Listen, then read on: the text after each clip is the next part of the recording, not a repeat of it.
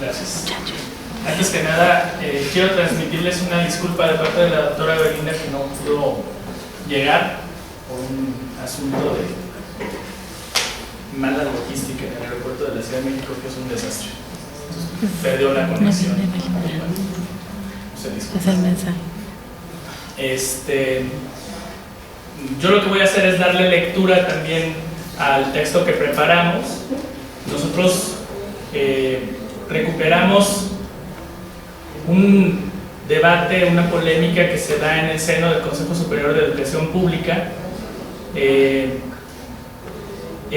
este periodo de conformación de la Universidad Nacional, después de la propuesta de Miguel F. Martínez de incorporar a la escuela normal como parte de las escuelas que integrarían a la Universidad Nacional. El desenlace es bien conocido. La decisión que se tomó fue no incorporar la escuela normal, pero a nosotros lo que nos interesa son los argumentos que se virtieron allí y el debate que se construye, sobre todo en términos de los referentes que fueron aportando los diferentes actores. En este caso, quien mostró un mayor desacuerdo con esta incorporación de la escuela normal fue Ezequiel Chávez. Lo que para nosotros resulta también interesante es conocer las concepciones que había en ese momento, que se expresaron en este debate sobre los profesores y las funciones que tenían los profesores para el país. El título ya me hizo favor Cookie de leerlo, entonces lo voy a obviar, igual que el resumen que lo acabo de comentar. Nosotros iniciamos con una breve presentación de lo que para nosotros tiene que ver con el contexto relevante de este debate y voy a comenzar a dar lectura. Entre 1900 y 1910, México era un Estado nacional moderno de reciente factura que vivió una situación paradójica. Por una parte, el país había remontado las crisis sucesivas que le habían sacudido a lo largo del siglo XIX y había alcanzado un cierto grado de estabilidad política y desarrollo económico. Por otra, se encontraba muy próximo a vivir la primera revolución social del siglo XX. Pero en 1902, pocos hubieran podido advertir que lo que parecía una aurora era en realidad el ocaso de un régimen. Por el contrario, en ese año el gobierno de Díaz se disponía a emprender una fase más de una gran batalla que había iniciado unos años antes, que es la organización del sistema educativo mexicano.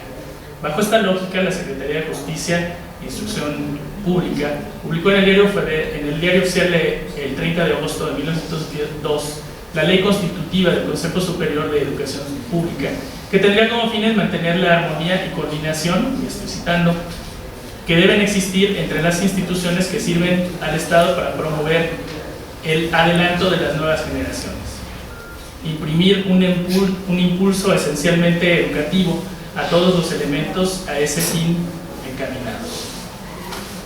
El Consejo debía reunirse, según esta ley, 2 veces al año en sesiones de 3 meses cada una.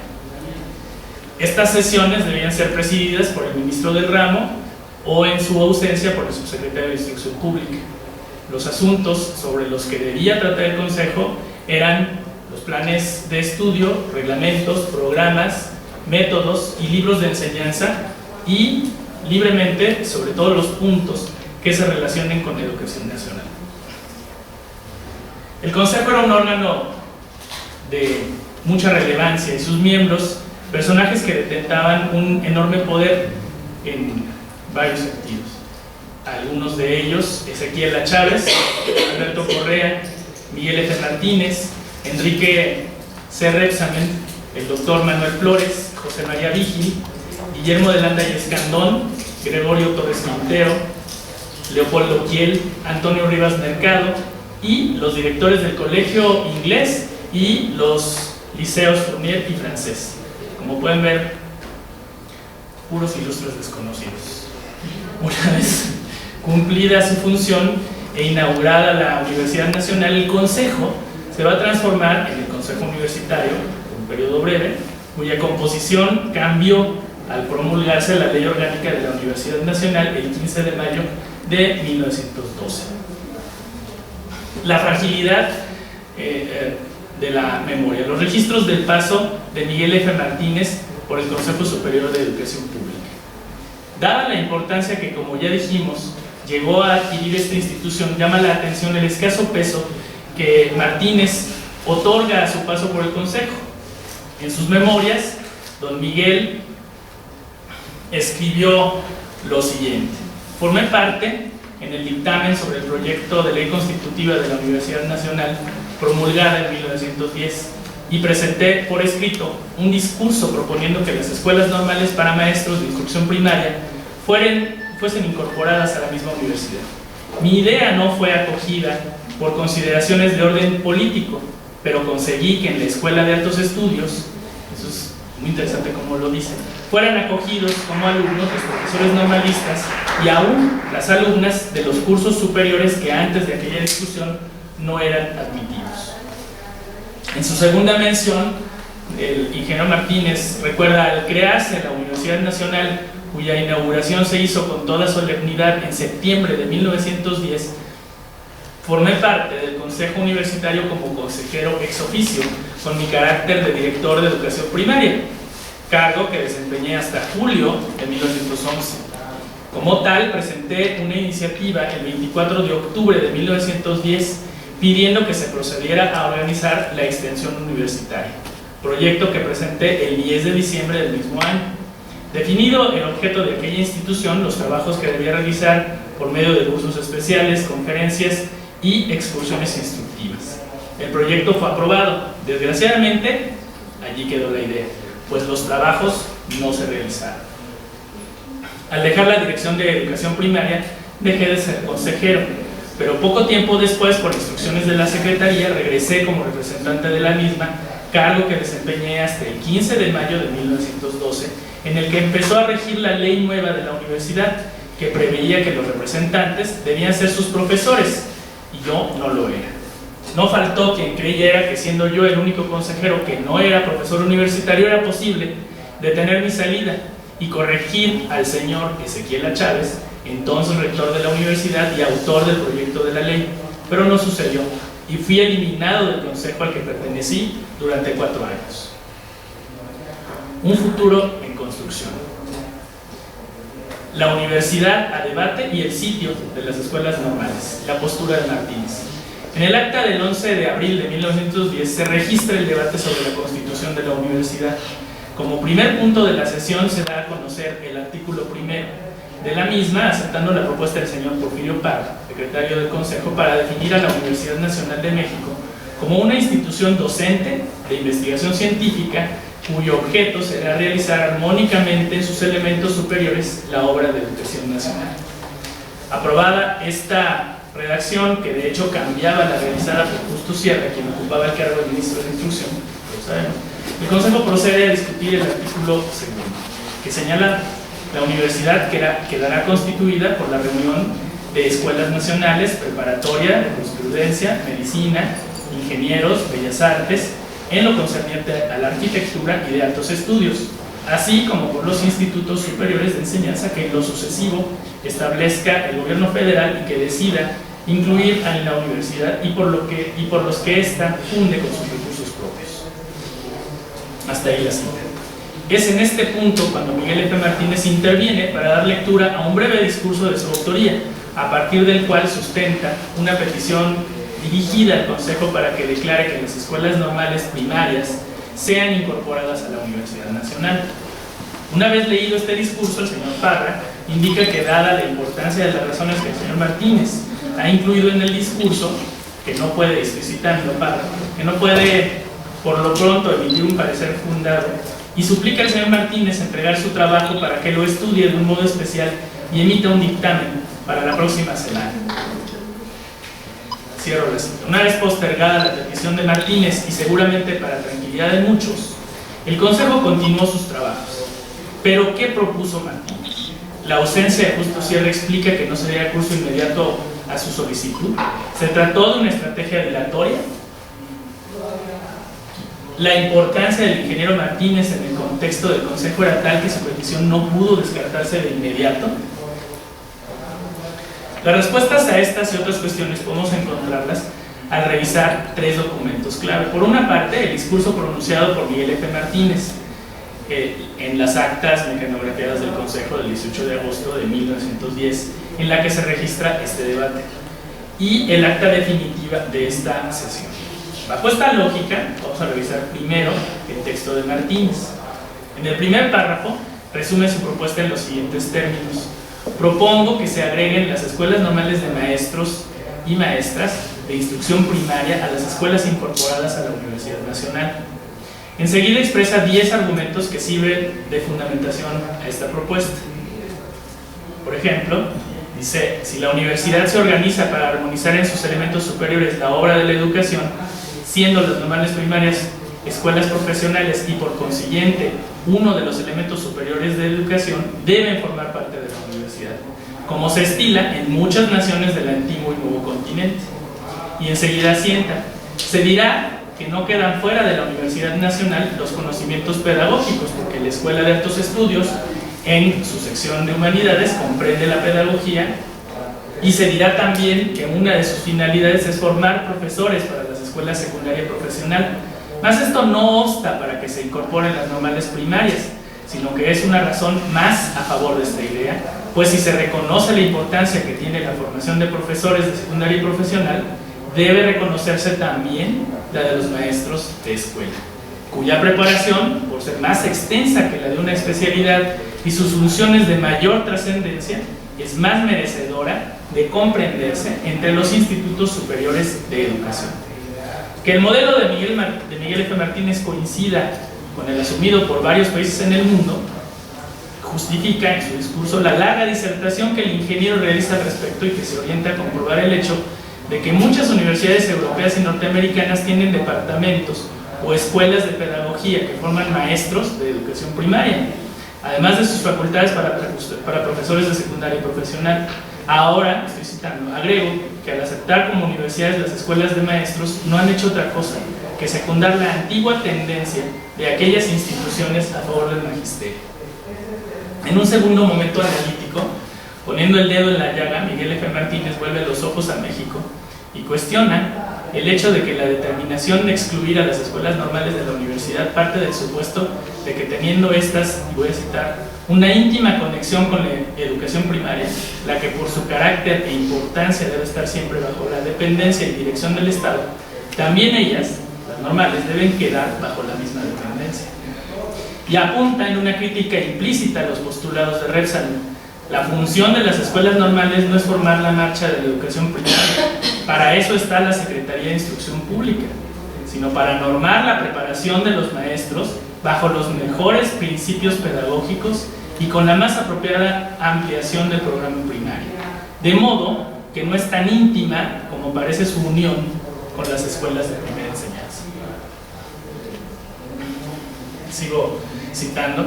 Por otra parte, según la organización que quiere dársela a nuestra universidad, no se desprenden las escuelas que la forman de la acción del gobierno, porque el Ejecutivo Federal tiene intervención en diversos asuntos de su régimen interior y porque sí, seguirán sostenidas, sin duda vigiladas por el gobierno nacional. Si esto es así, no hay temor de por qué se incorporen las normales a la universidad, pierde el gobierno el control sobre ellas. Y finaliza. Quizá haya razones de gran peso para que mi proposición no sea aceptada, pero cuando menos que sirva para hacer constar que al tratarse de constituir la Universidad Nacional hubo una voz a favor del magisterio de educación primaria, para que las escuelas en las que él se forma y que son verdaderas instituciones de educación profesional no queden excomulgadas de esa congregación de elementos superiores de educación. Pido que se expresen al menos las razones que se han tenido para excluir a las normales de ese cuerpo selecto de las escuelas universitarias, a fin de que no se suponga que todos consideramos a las escuelas normales del todo inferiores no solo a los demás establecimientos profesionales, sino hasta de la preparatoria. Cierro la cita. El siguiente apartado lo titulamos El dictamen o la historia de una muerte anunciada. Como se había anunciado, una comisión estudió la propuesta de Martínez y el 18 de abril de 1910 hizo público su dictamen, rechazando, desde luego, la petición del ingeniero. Los argumentos que se vieron obligados a explicitar fueron múltiples, pero dos a nosotros nos llaman poderosamente la atención. El primero de ellos tiene que ver con las funciones diferenciadas adscritas a la universidad respecto de las normales. En la perspectiva de la época, la universidad debía dedicarse a la investigación y a la formación profesional de los jóvenes. En cambio, las escuelas normales, citamos, tenían como fin supremo no el bien de la ciencia, sino el de la patria. No forman sabios, sino ciudadanos. Cierro la cita. Articulada a la idea anterior surge una concepción mucho más impactante, pues en él se realiza una analogía que explicita y mucho el espíritu de cuerpo que anima al magisterio. Según esta mirada, las escuelas normales eran equiparables al colegio militar, vuelvo a citar, encargado de preparar la defensa material de la patria y aquellas de su defensa intelectual y moral. Estas funciones, por ser directas y exclusivas del Estado, no deben delegarse ni a las universidades ni a institución ninguna extraña al Estado, y por eso la comisión no aceptó la moción del señor Martínez. Al final, el propio Justo Sierra se hace cargo de criticar acremente a los señores Kiel y Martínez, señalando, voy a citar: antes de levantar la sesión quiero hacer algunas observaciones. Es cosa que me ha llamado la atención que dos educadores tan notables como Martínez y Kiel hayan confundido de manera que verdaderamente no sé cómo calificar el papel de la universidad y el de la normal. La universidad está llamada a encargarse de la juventud y del hombre y la escuela primaria, y la normal y la normal superior están encargadas del niño. Es tan interesante para el Estado que no quiere confundirla con ninguna otra. Esta es la razón fundamental por la que el ministro no pudo considerar que las normales formaran parte de la universidad. Las normales se refieren a la educación del niño, que va a la escuela primaria, elemental y superior. Supongo que esta razón se tendrá en cuenta para no insistir en llevarnos a estas confusiones, porque realmente que en una universidad se hagan estudios primarios, que se prepare maestros de instrucción primaria, quiere decir que la universidad invade otro terreno. Es un país nuevo. Es necesario que mantengamos cada cual su función. La universidad, la educación del joven y el hombre. La normal, la preparación del maestro para el niño. Levanto la sesión. Con estas palabras cierro. Como hemos visto, en el momento en el que Miguel F. Martínez pronunció su discurso y argumentó su petición para que las escuelas normales fueran incluidas dentro del cuerpo de la Universidad Nacional, la suerte estaba echada y él lo sabía, o por lo menos lo intuía, pues Justo Sierra desaprobaba esta actitud por una confusión personal. Para nosotros el que estaba confundido era Sierra, que adscribía a la universidad la función de formar al joven y al hombre, y a las normales la educación del niño. Los debates que se realizaron en el seno del Consejo Superior de Educación ratificaron sus augurios y la mayoría de las normales quedaron a cargo del Ejecutivo Federal con la clara tarea de formar profesores. Responsabilidad entendida entonces como una función de Estado, similar a la de formar soldados que realizaba el Colegio Militar. A la distancia podemos constatar que dicha determinación fue fundamental para el desarrollo de las instituciones involucradas en este debate. Tomando en cuenta que la historia tiene como regla de oro no contemporaneizar lo que ocurrió en el pasado con lo que sucede hoy, por lo menos no sin mediaciones que den cuenta de que la relación entre el ayer y el presente es por lo menos compleja, nos tomamos la libertad de pedirles que situemos este debate en su contexto y desde ahí tratar de comprender la postura de Martínez.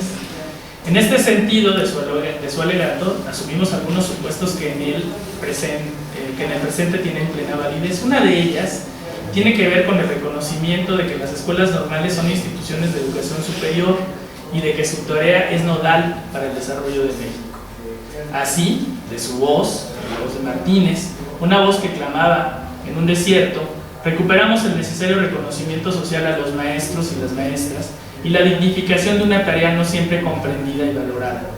Desde ayer, del que somos herederos, les pedimos nos hagamos cargo de renunciar a una educación normal de calidad, aun cuando ello implique esfuerzos permanentes, no renunciar a una educación de calidad. Trabajo constante y un compromiso que no siempre tiene un apego. Finalmente, sin intenciones de contemporaneizar, solicitamos a Martínez y decimos: la enseñanza normal debe llegar a ser considerada a la misma altura que la universitaria.